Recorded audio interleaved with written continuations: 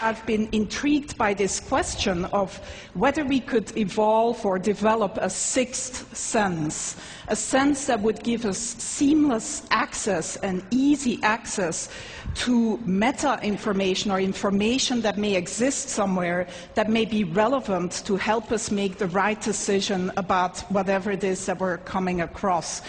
And some of you may argue, well, don't today's cell phones do that already? But I would say no. When you meet someone here at TED, and this is the top networking place, of course, of the year, you don't shake somebody's hand and then say, can you hold on for a moment while I take out my phone and Google you? Or when you go to the supermarket and you're standing there in that huge aisle of different types of toilet papers, you don't take out your cell phone and open a browser and go to a website to try to decide which of these different toilet papers is the most ecologically responsible purchase to make.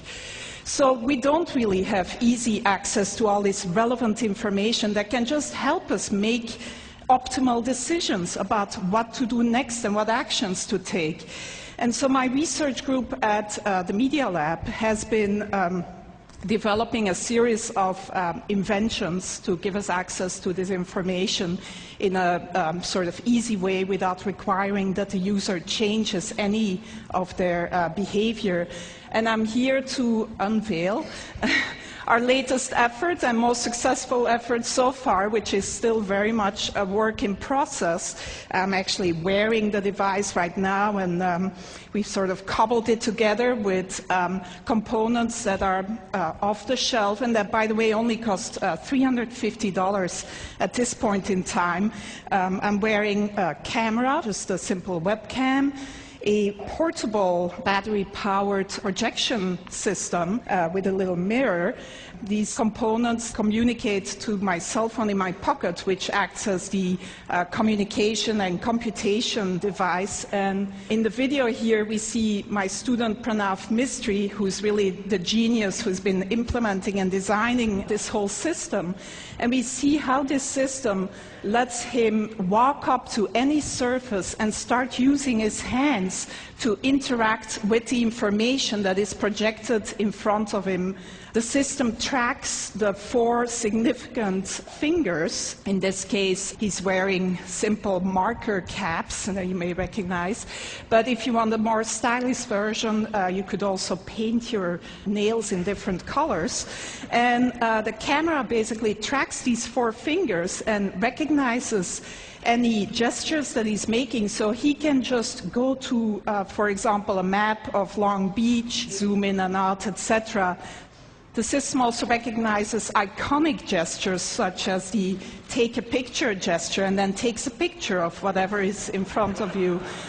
And when he then walks back to the Media Lab, he can just go up to any wall and project all the pictures that he's taken, sort through them and organize them and resize them, etc., again using all natural gestures. So some of you most likely were here 2 years ago and saw the demo by Jeff Hahn, or some of you may think, well, doesn't this look like the Microsoft Surface table? And yes, you also interact using natural gestures, both hands, etc. But the difference here is that you can use any surface. You can walk up to any surface, including your hand, if nothing else is available, and interact with this projected data. The device is completely portable and can be...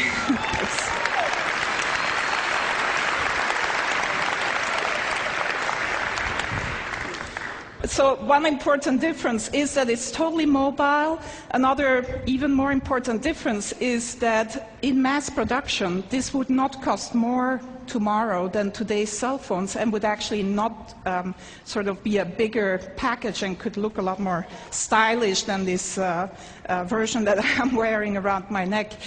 But other than letting some of you live out your fantasy of looking as cool as Tom Cruise in Minority Report, the reason why we're really excited about this device is that it really can act as one of these sixth sense devices that gives you relevant information about whatever is in front of you. So we see Pranav here going into the supermarket, and he's shopping for some paper towels. And as he picks up a product, the system can recognize the product that he's picking up using either image recognition or marker technology and give him the green light or an orange light. He can ask for additional information.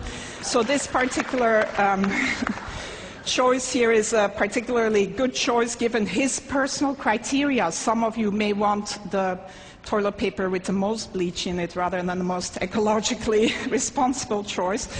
But if he picks up a book in the bookstore, he can get the Amazon rating, gets projected right on the cover of the book.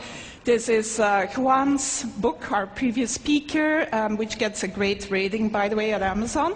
And so Pranav turns the page of the book and can then see additional information about the book, reader comments, maybe sort of information by his favorite critic, etc. If he turns to a particular page, he finds an annotation by maybe an expert of a friend of ours that gives him a little bit of additional information about whatever is on that particular page. Reading the newspaper, it never has to be outdated. You can get video annotations of the events that you're reading about. You can get the latest sports scores, etc. This is a more controversial one. As you interact with someone at TED, maybe, you can see a word cloud of the tags, the words that are associated with that person in their blog and personal web pages. In this case, the student is interested in cameras, etc. On your way to the airport, if you pick up your boarding pass, it can tell you that your flight is delayed, that the gate has changed, etc. And if you need to know what the current time is, it's as simple as drawing a watch on your arm. So that's where we're at so far in developing this sixth sense that would give us seamless access to all this relevant information about the things that we may come across. My student Pranav, who's really, like I said, the genius behind this.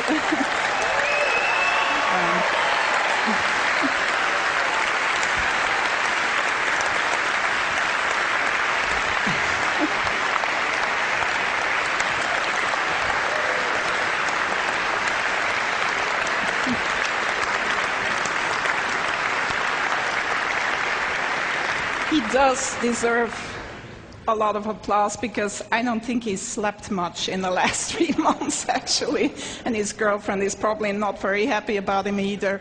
But it's not perfect yet. It's very much a work in progress, and who knows, maybe in another 10 years we'll be here with the ultimate sixth sense brain implant. Thank you.